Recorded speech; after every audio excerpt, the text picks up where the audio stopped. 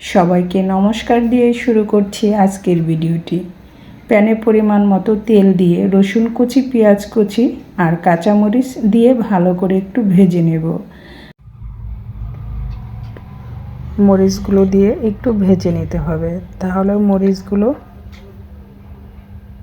সুন্দরভাবে সিদ্ধ হয়ে যাবে।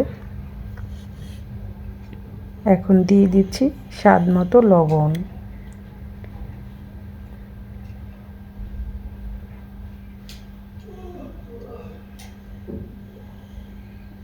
লবণ দিয়ে আবার একটু নেড়েচেড়ে ভেজে নেব।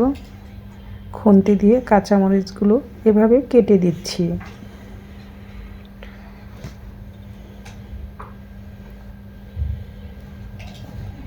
পেঁয়াজগুলো হালকা ভাজা হয়ে গেলে এখানে দিয়ে দিব পরিমাণ মতো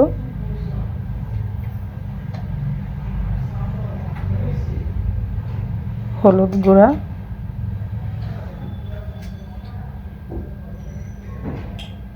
শুকনো মরিচের গুঁড়া, দিয়ে দিব ধনিয়া গুঁড়া, দিয়ে দিব 1 টেবিল চামচ আদা পাউডার, বা আদা পাউডার না থাকলে কাঁচা আদা বেটেও দেওয়া যাবে। আমার আদা পাউডার ছিল, তাই তো আদা পাউডার দিয়ে দিলাম, কাঁচা আদা বেটে দিইনি। এখন সবগুলো মশলা দিয়ে এগুলো ভালো করে কষিয়ে নিতে হবে। আর দিয়ে দিচ্ছি মুরগির গিলা কলিজা। গিলা কলিজা দিয়ে ছোলা ভুনা খেতে কিন্তু দারুণ লাগে। এখন সবগুলো একসাথে ভালো করে কষিয়ে নিতে হবে।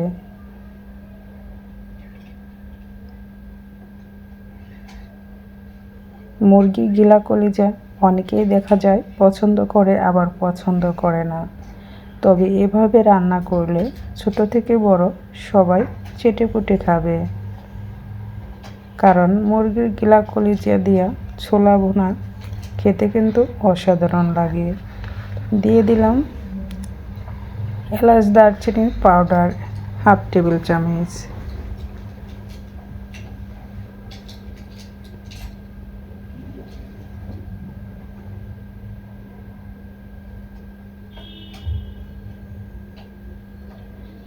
আর আমি অফ ক্যামেরায় ছোলাগুলো আগে সিদ্ধ করে নিয়েছি। অল্প পরিমাণ জল দিয়ে আবার একটু কষিয়ে নেব।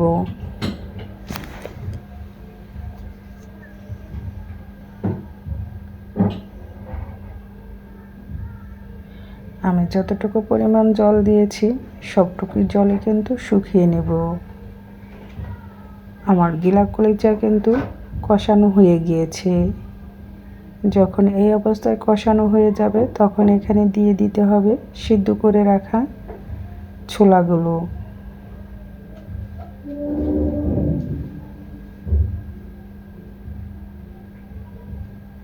আমি সিদ্ধ করে কিন্তু এগুলো ডিপ ফ্রিজে রেখে দিয়েছিলাম। এখন আবার অল্প একটু পরিমাণ জল দিয়ে এগুলো ভালো করে নেড়েচেড়ে কষিয়ে নেব।